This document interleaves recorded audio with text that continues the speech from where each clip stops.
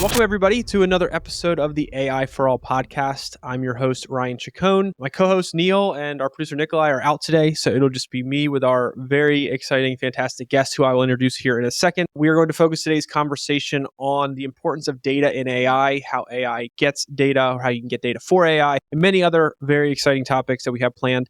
So on today's episode, we have Stan Schneider, the CEO of Real Time Innovations. They are a software framework company for autonomous systems. Stan, welcome to the podcast. Thank you. Hi. Great to be here. Great to have you. So the first thing I wanted to ask you to do is if you wouldn't mind giving a quick introduction about yourself and the company to our audience. I'm Stan Schneider. I'm the CEO of a company called Real Time Innovations. We call it RTI. We are on a mission to run a smarter world.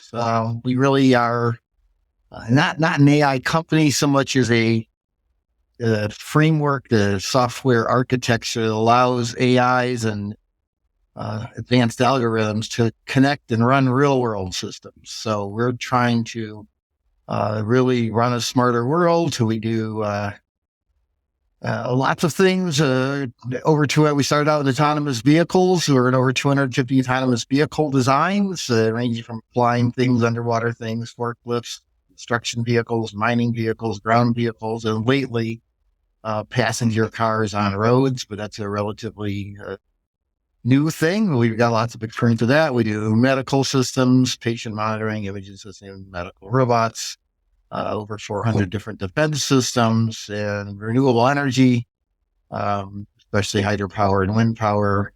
I just figured out we're running about 12% of the renewable energy in the U.S. runs through our software somewhere. We've done some big things you may have heard of, like the Canadian Air Traffic Control System and NASA's Launch Control System. But most of our programs that we work with, we've got about 2,000 of them, are smart, big things in the real world, like robotics, autonomous vehicle. Sounds like a lot of you're collecting a lot of data. That means from all these different systems and solutions.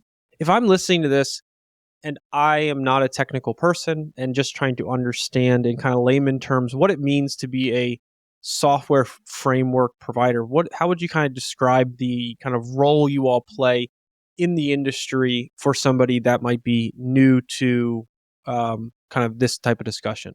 Yeah, so you actually set me up without knowing it. You use the word collect.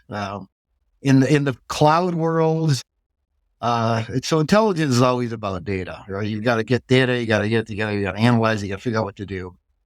Cloud-based AIs have days, months, or years to model what they're trying to model. So most AIs today are used basically to figure out what ads to throw at Ryan. And if everything you do online, it can tune its model to figure out what best to show you. In the real world, data isn't static stuff you can collect. That's why I don't like the word collect. It's real-time information that's old very quickly. It doesn't matter where the pedestrian was 2 hours ago. It matters a lot where it was 2 milliseconds ago, or is going to be in the next 2 milliseconds. And what we are basically providing in this world, cars, planes, hospitals, power systems only have milliseconds.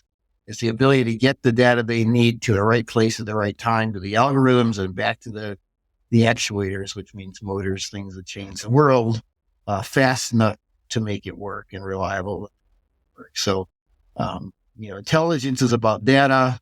Autonomy, intelligence of the real world is really about data flow. We still need the data, we just need it way faster and way more reliably than you would need anywhere else. Our job, what the framework does is, knows where the data is, which is mostly coming from sensors, radars, LiDARs, video cameras, whatever, getting that sensor data to the right algorithms to figure out what's going on and get the result of that algorithm out to a motor or controller or steering or braking system or whatever to make that work.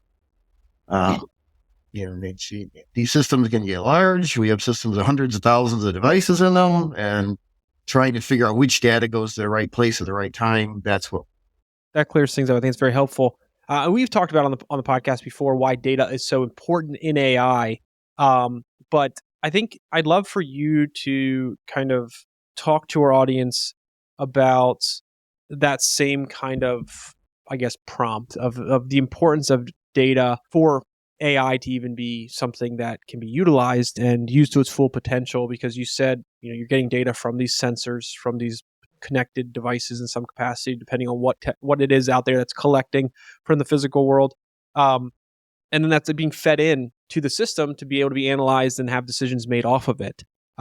Is there more to it than that as to why data is so important to kind of driving AI forward? Yeah, there's a lot more to it than that because we work with real world systems, and real world data is uh, typically lots of different measurements of the same thing from different perspectives. One of the most important issues, for instance, is sensor fusion, where you have 3 or 4 different sensors all looking at the same scene, or maybe different instruments. A great example is we have a hospital system. Like I suppose I use their name. GE Healthcare is building this very intelligent, distributed instrumentation system for patient monitoring in hospitals. And today, if you walk into a hospital, there's all these machines. I think they have about 300 different kinds of machines, ranging from oximeters to ECG monitors, to respiration monitors, and ventilators. People have heard a lot of the names. Today, they're all separate things. They don't talk to each other. They don't know they're in the same room. They don't know they're connected to the same patient. And the only way for for a human intelligence today, to make sense of it is to walk in the room and look at all the displays, say that one's correlated with that one in this way.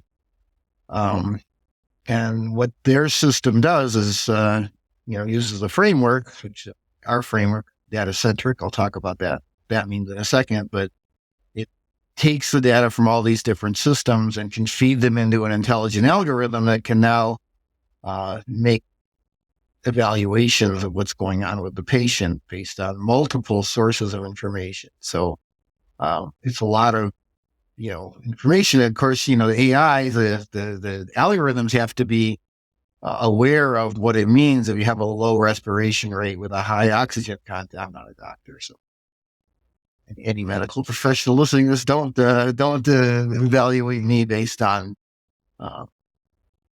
situations. But today, even if you're in the ICU, you're probably only going to have the professional caregiver walk into the room every hour or so and look at these devices, and an intelligent algorithm can look at it every second, every millisecond. It makes an absolutely huge difference in the ability of technology to help make that a better application. Take that and expand it by thousands upon thousands of other applications out there. Autonomous car is sort of the same kind of thing, where you now have LiDARs and radars and vision cameras all looking at the same scene and saying, well, that's a pedestrian, that's a fire hydrant, and it's not likely to move, and then you have to have algorithms that figure out where you are in the scene, which is called localization. And also, what is likely to be a problem for you. Is that car, going to be in your path soon? So let me ask you, if I'm a company out there who might have some access to data, but understands the importance of being able to collect more data, what are the best ways, or what are better ways companies can go about getting data to be able to feed into their systems and their software to provide better insights, make better decisions, all that kind of good stuff?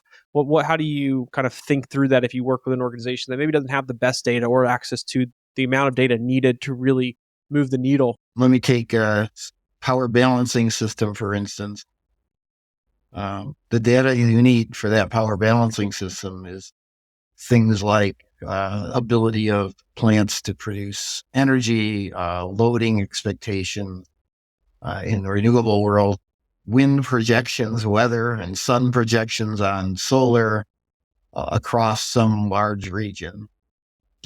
The way it used to work is there were a whole bunch of oil-fired plants, which are the only things that are big enough to really matter on grid scale. In fact, there were 14 of them. With operators 24/7 on the phone talking to each other saying, oh, it looks like a hot day in Phoenix. They're going to need more power, but there's, not enough wind in our wind turbines over there, and you turn yours up a little bit, and I'll turn my power generation down a little bit. And by doing that, they could balance the grid, because it's important for the grid to overall have a balance. And back then, the hydropower system was just dumping energy out based on how much water they had. But they realized that as you get more and more renewable penetration out there, this human-powered thing can't really balance the grid. And also the hydropower. So Grand Coulee is the largest power plant in North America. That's about 7 gigawatts. It's also the fastest plant on the grid, so it can take all of that power on and off the grid in about 10 minutes. And they changed its mission from just generating electricity to balancing what's going on with the other renewables, with the wind and solar, because wind and solar are clean energy, but they're actually called dirty power because you can't depend on them. They go up and down with the weather.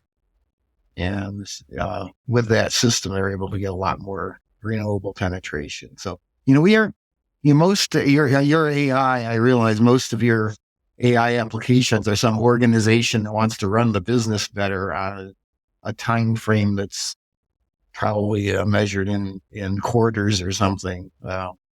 We're a very different company. We're trying to take AI a step out of the cloud. That provides benefits to organizations, right? Like in their ability to do things better, more effectively, depending on the industry and depending on kind of the use case. But I understand what you're saying what the difference is. Very soon you'll see everything. You're hearing especially in the automotive industry, software defined. You're hearing it everywhere: software defined vehicles, software defined defense, software defined automation, all sorts of things like that. And really, what that means is taking what used to be very much hardware, old school, independent systems, and connecting them together and making them connected to an intelligence, an AI, so you can have a smarter system. It definitely makes these systems and the organizations that run them much superior to what they used to be. If you're looking at like the important characteristics of a software-defined, AI-driven world, data flows is a big part of this. But how would you kind of, I guess, talk about that point as far as the important characteristics to really focus on when we're talking about software-defined, and then in the world that is much more driven by AI? There's a fundamental architectural shift going on out there, and it's called data centricity. The whole idea that in the past, most of these kinds of systems were built up from system components. Like, we're going to have a database there, we're going to have a router here, we're going to have a network there, we're going to have sensors here. It's all about the things in the system, the physical characteristics. The new design completely turns that upside down, and then you figure out what data flows through them. New design turns that completely upside down. Where now you think about what data each of the algorithms need and which of the systems need, and you design that first. And then you figure out what system components you need to deliver that data when you need it. And it's a fundamental change in the way the world works.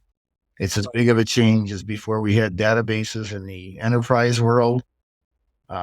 And it really is all about delivering the data that you need to these intelligences to make fast, good decisions about how it's going, what it's able to do. How do these systems evaluate the quality of data that's coming in, good data versus bad data, what data to use to make the right decisions?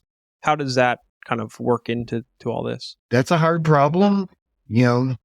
Usually the way you figure out if you have a quality of data problem, so, the data in these kind of systems coming from sensors have errors. They get blocked out. They get noisy. They get cut off altogether.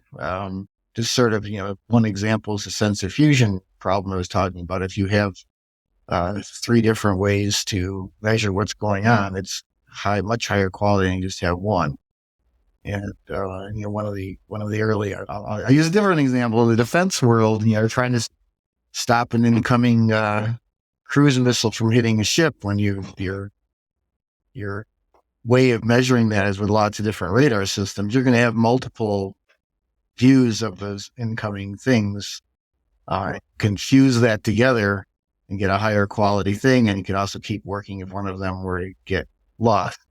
And it's the exact same problem to not hit a pedestrian in a car. You now have multiple sensors that can see that pedestrian, and if one of them is blocked, or for the cameras don't work very well in fog, radar does their fog pretty nicely.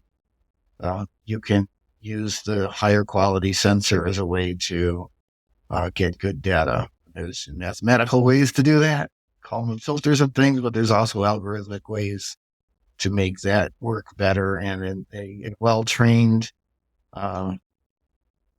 AI system that might be doing lane detection or something like that is really good at making high quality estimations of what the scene really means to the vehicle. So let me ask you then, when it comes to the challenges of software-defined systems, what are some of those big challenges as far as, like, I'm sure there's elements that relate to autonomy, extensibility, other types of elements of all of this, characteristics of all this. What are some of those challenges and even some of the benefits that companies see with software-defined systems? The biggest challenge by far is that there are already systems out there that are not software defined. In the automotive industry, for instance, a modern vehicle will probably have hundreds of little boxes called ECUs, electronic control units in the car. Every one of them has a processor in it.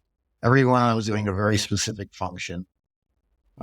They sort of work together, but they can't really, can't update them all together, and they can't easily be changed.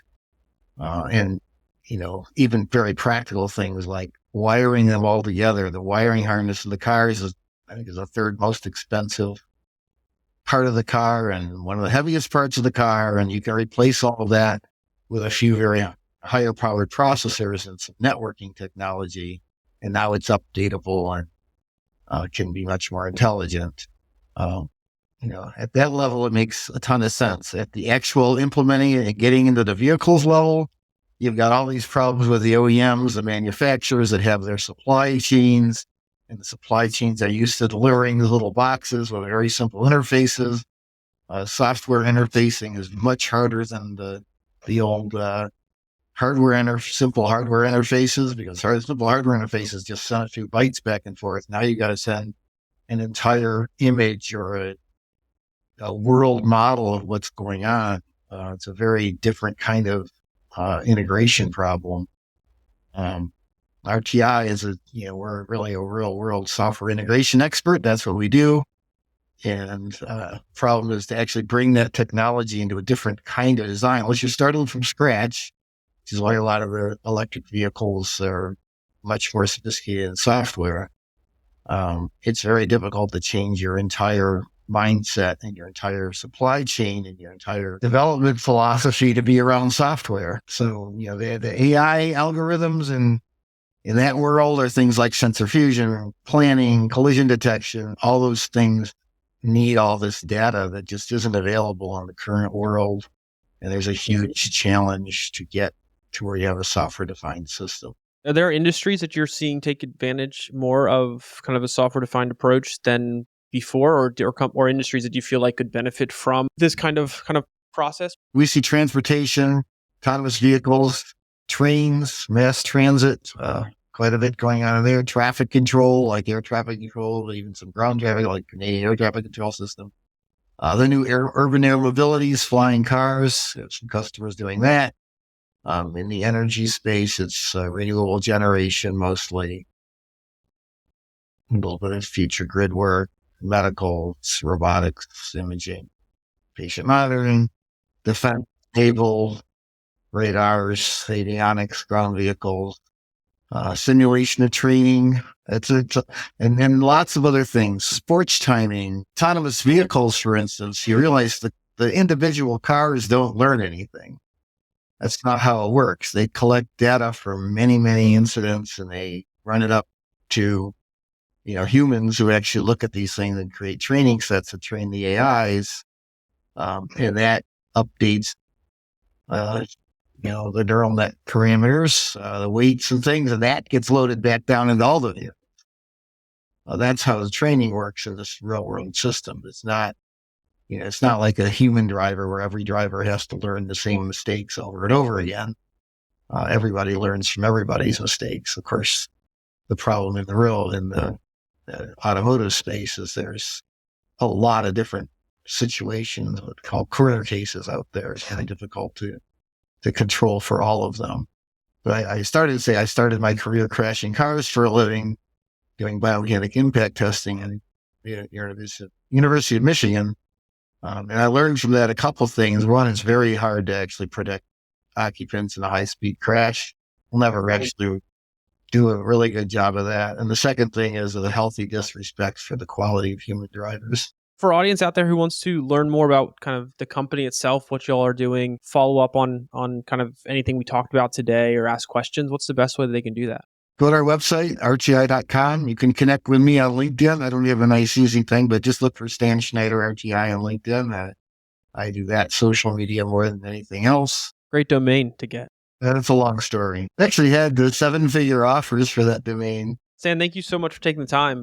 Great conversation. A lot of interesting insights when it comes to just kind of not just what you all are doing, but the value that the access to data is able to provide in these real world systems and solutions for things that are very important. That have the capabilities and what they can do as things get smarter is exciting to think about across all these different industries. And you all working on some very, very cool projects. So really appreciate you taking the time to come on and kind of talk to our audience about it.